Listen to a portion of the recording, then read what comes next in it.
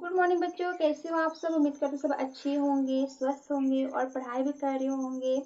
तो बच्चों, आप सब अपना हिंदी लिटरेचर का बुक निकालिए। आज हम लोग पार्ट 6 पढ़ने जा रहे हैं, जो है रोबोट। तो आज हम लोग क्या पढ़ेंगे? आज हम लोग पार्ट 6 पढ़ेंगे, रोबोट। तो जैसे कि आप लोग जानते हैं कि जो रोबोट है वह एक यंत्र है, वह एक मशीन है जिसका प्रयोग विदेशों में किया जाता है। ठीक है, तो आज हम लोग इस पार्ट में पढ़ेंगे कि रोबोट का आविष्कार किसने किया, कब किया और किस उद्देश्य से किया। ठीक है, तो रोबोट का अधिकतर जो प्रयोग होता है कहाँ होता है? विदेशों में होता है। तो आप सब पार्ट 6 देखिए, रोबोट। रचित का घर रंग बिरंगे गुब्बारों से सजा था। उसे कुछ भी समझ में नहीं आ रहा था, आज घर में इतनी चहल पहल क्यों है। तभी रचित ने दादाजी से पूछा, दादाजी आज क्या बात है जो घर इतना सजाया गया है? दादाजी ने उसे बताया, बेटा हमने तुम्हारे जन्मदिन पर एक पार्टी का आयोजन किया है, जिसमें हमने तुम्हारे कुछ दोस्तों को भी आमंत्रित किया है। यह सुनकर वह बहुत खुश हुआ। जैसे आप लोग का जन्मदिन होता है तो आप लोग कितने खुश होते हैं, आपके रिश्तेदार आते हैं, आपके दोस्त आते हैं और आपको नाना प्रकार के बहुत से उपहार भी मिलते हैं उनसे, तो आप सभी को खुशी होती है ना। तो उसी प्रकार रचित का जन्मदिन रहता है, जिसके कारण उसका घर सजाया हुआ रहता है और उसके दोस्तों को निमंत्रण दिया जाता है। थोड़ी देर में रचित के सभी दोस्त आ गए। फिर रचित ने केक काटा, सबने उसे बधाइयां तथा उपहार दिए। दादाजी ने भी उसे एक उपहार दिया। तो शाम जब हुआ तो सभी उसके दोस्त आते हैं और रचित क्या करता है? केक काटता है और सभी उसके दोस्त उपहार देते हैं और अंत में उसके दादाजी यानी रचित के दादाजी भी उसे एक उपहार देते हैं। दादाजी द्वारा उपहार में दिया गया डिब्बा देखते ही वह चहक उठा। उसने शीघ्रता से डिब्बे को खोला। उसमें एक रोबोट नुमा खिलौना था। तो उस डिब्बे में क्या था? एक रोबोट नुमा खिलौना था। रचित ने उसे हाथ में उठाया, तभी रोबोट बोल पड़ा, जन्मदिन मुबारक हो रचित। यह सुनकर रचित तथा उसके मित्र आश्चर्यचकित हो उठे। यह रोबोट बहुत सुंदर व आकर्षक था और रिमोट से चलता था। तो जो रोबोट था वो क्या था? बहुत ही सुंदर और आकर्षक था, जो कि रिमोट से चलता था। रचित ने दादाजी से, दादाजी मुझे आपका दिया उपहार बहुत पसंद आया। दादाजी ने स्नेह पूर्वक पूछा, क्या तुम रोबोट के विषय में जानते हो? तो जब रचित बोलता है कि दादाजी आप मुझे जो उपहार दिए मुझे बहुत पसंद है, तभी दादाजी उन बच्चों से और रचित से पूछते हैं, क्या तुम लोग रोबोट के बारे में जानते हो? रचित तथा उसके मित्रों ने कहा, नहीं, कृपया आप ही हमें इसके विषय में बताइए। तो बच्चों ने क्या कहा? नहीं दादाजी, हम नहीं जानते हैं, आप हम लोग को रोबोट के विषय में बताइए। तब दादाजी ने उन्हें समझाते हुए बताया, रोबोट एक मशीन है। रोबोट क्या है? एक मशीन है। जिस तरह जानते हैं आप कंप्यूटर एक मशीन है, उसी प्रकार रोबोट भी एक प्रकार का क्या है? मशीन है, जिसमें तरह तरह के काम करने के लिए कार्यक्रम बनाकर भर दिए जाते हैं।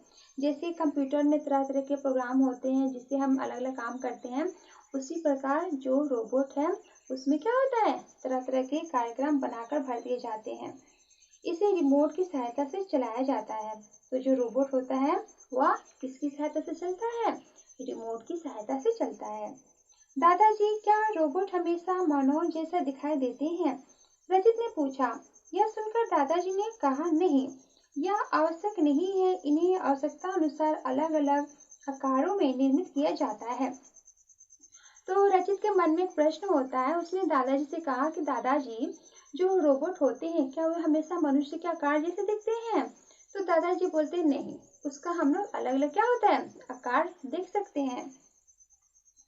यह हमारे दैनिक कार्य को शीघ्रता से करते हैं। आज हमारा समाज इन पर आश्रित होता जा रहा है। तो जो रोबोट है वह हमारे दैनिक कार्य को क्या करता है? बहुत ही शीघ्र करता है, बहुत ही जल्दी करता है, जिसके कारण जो आज आधुनिक युग के जो मानव है वह किस पर आश्रित होते जा रहे हैं? रोबोट पर आश्रित होते जा रहे हैं। जिस तरह हम लोग देखते हैं कि हर जगह आप लोग कंप्यूटर देखते हैं, जिसके द्वारा जो काम है वो बहुत ही जल्दी हो जाता है, जिसके कारण सब उसी पर निर्भर रहते हैं। उसी प्रकार जो रोबोट है, तो इंसान जो है धीरे धीरे उस पर क्या होते जा रहा है? आश्रित होते जा रहा है। तभी एक बच्चे ने पूछा, दादाजी इसका आविष्कार किसने किया तथा रोबोट नाम किसने दिया। दादाजी ने बताया, सर्वप्रथम इसका प्रयोग सन 1920 में रोसमस यूनिवर्सल रोबोट्स नामक नाटक में किया गया। इस नाटक के लेखक थे कैरल कापेक। फिर उन्होंने आगे बताया, रोबोट शब्द चेक शब्द के रोबोट शब्द से लिया गया है, जिसका अर्थ है बिना शुल्क किए कठिन परिश्रम करने वाला। तो जो रोबोट शब्द है वो कहाँ से लिया गया है? चेक भाषा के रोबोट शब्द से लिया गया, जिसका अर्थ होता है बिना शुल्क लिए कठिन परिश्रम करने वाला। यानी जो रोबोट होता एक मशीन है, वो कितना भी काम करे तो उसके लिए पैसे नहीं देने पड़ेंगे। यदि उसके स्थान पर यदि कोई इंसान काम करे तो इंसान को तो पैसे देने पड़ेंगे, क्योंकि कड़ी मेहनत का तो पैसा लगता ही है। यदि कोई दिन रात काम करेगा तो पैसा लेगा, लेकिन जो मशीन है उसे जितना काम है करवा लो, बट आपको उसके लिए अलग से पैसे नहीं देने पड़ते हैं, कोई भी पैसा उसको नहीं देना पड़ता है, इसलिए बिना शुल्क लिए कठिन परिश्रम करने वाला। इसे चलाने के लिए रिमोट की सहायता ली जाती है। तो रोबोट को चलाने के लिए किसकी सहायता ली जाती है? रिमोट की सहायता ली जाती है। सभी बच्चे इस अनूठी जानकारी को शांत होकर सुन रहे थे। तभी रचित ने कहा, क्या इनको बनाने के लिए वैज्ञानिकों ने कुछ नियम भी बनाए हैं? तो रचित ने कहा कि वैज्ञानिक यदि इसे बनाए हैं तो क्या इसके कुछ नियम हैं? दादाजी ने कहा, हाँ बेटे, वैज्ञानिकों ने इसके लिए 3 नियमों का प्रावधान रखा है। पहले नियम के अनुसार कोई भी व्यक्ति रोबोट का सहारा लेकर किसी को हानि नहीं पहुंचाएगा। तो पहला जो नियम है क्या है कि रोबोट की सहायता से कोई किसी का क्या नहीं करेगा? हानि नहीं पहुंचाएगा। दूसरे नियमानुसार रोबोट मानव की प्रत्येक आज्ञा का पालन करेगा। और दूसरा नियम क्या है कि रोबोट मानव का प्रत्येक आज्ञा का क्या करेगा? पालन करेगा, लेकिन विनाश और संहारक कार्यों में उसका सहयोग नहीं लिया जाएगा। 3 नियमों अनुसार रोबोट स्वयं अपने अस्तित्व की रक्षा करेगा। जो तीसरा नियम है उसमें क्या है कि जो रोबोट है अपना अस्तित्व की रक्षा स्वयं करेगा, लेकिन यह तभी संभव है जब वह पहले और दूसरे नियम का उल्लंघन ना करता हो। तो रोबोट स्वयं के अस्तित्व की कैसे रक्षा करेगा? यानी किसी को हानि नहीं पहुंचाएगा, ठीक है। उसका जो प्रयोग है किसी बुरे कर्म के लिए नहीं किए जाएंगे।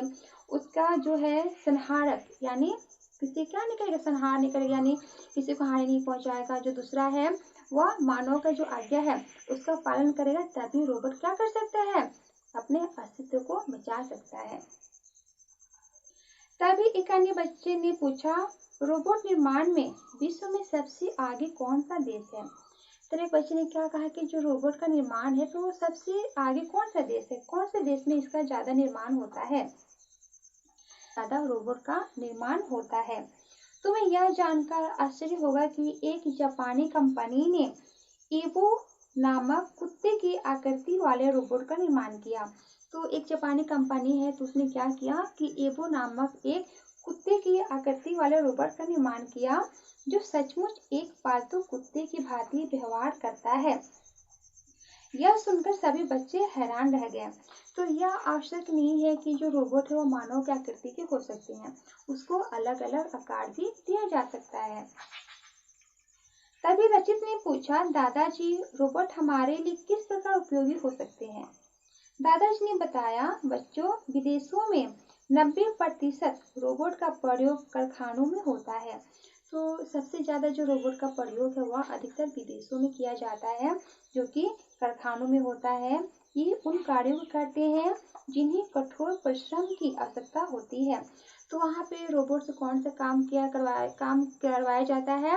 जो सबसे कठिन क्या होता है? कार्य होता है, उस काम को रोबोट के द्वारा करवाया जाता है। इसलिए सबसे ज्यादा रोबोट का प्रयोग कहाँ होता है? सबसे ज्यादा रोबोट का प्रयोग आपका विदेशों में होता है। इसके अतिरिक्त आजकल इनका प्रयोग अनुसंधानों, अस्पतालों, विभिन्न प्रयोगशालाओं तथा अंतरिक्ष में भी बड़े पैमाने पर किए जाने लगा है। अमेरिका स्थित अंतरिक्ष शोध संस्थान नासा ने रिमोट कंट्रोल से चलने वाले 2 रोबोटों की सबसे पहले मंगल ग्रह पर उतारा था। यह जानकारी पाकर बच्चे बहुत खुश हुए। तो मंगल ग्रह पर सबसे पहले जो गए थे वे रोबोट ही गए थे। ठीक है। जैसे आप लोग जानते हैं कि चांद है, तो चांद पर सबसे पहले कोई मानव नहीं गया था। सबसे पहले लाइका नामक एक कुत्ता था जिसे भेजा गया था। तो जो वैज्ञानिक होते हैं, तो जब वे अनजान ग्रहों पर जाते हैं तो सबसे पहले वे किसी जानवर को या किसी रोबोट को वहाँ पे भेजते हैं। ठीक है। तो उसी प्रकार मंगल ग्रह पर सबसे पहले किसको उतारा गया था? रोबोटों को उतारा गया था। तो आप लोग इस पाठ को अच्छे से पढ़िएगा और इसमें कोई भी दिक्कत हो तो आपको मुझसे पूछना है। ठीक है। इसमें शब्दार्थ क्या है? चहल पहल, किसी स्थान पर लोगों को आने जाने से होने वाला आनंद। आयोजन का क्या अर्थ होता है? तैयारी। आमंत्रित का क्या अर्थ है? निमंत्रित। बधाई का अर्थ होता है मुबारकबाद। उपहार का अर्थ होता है भेंट। स्नेहपूर्वक, प्रेम से, निर्मित, बनाया, दैनिक, प्रतिदिन के, आश्रित, निर्भर, आविष्कार, खोज, अनूठी, आश्चर्यजनक, संहारक, नाश करने वाला, अस्तित्व, होने की अवस्था, आकृति, आकार। तो आप लोगों ने इस पाठ में क्या देखा कि रोबोट का निर्माण कब हुआ, कहाँ हुआ, किसने किया और इसका सबसे ज़्यादा निर्माण कहाँ होता है, इसका प्रयोग कहाँ होता है। सबसे पहला जो रोबोट है जो जापानी कंपनियों ने बनाया था, उस रोबोट का क्या नाम था? एवो नाम था, जिसके उसने क्या आकार दिया था? उसने मानव का आकार नहीं दिया था, उसने उसका आकार एक कुत्ते के दिया था, जो कि सचमुच वह एक कुत्ते के भांति ही काम करता था। तो उम्मीद करती हूँ कि यह पाठ आपको समझ में आया होगा। आप लोग इसे अच्छे से पढ़िएगा और इसमें जो अभ्यास कार्य उससे हम लोग क्लास में करेंगे।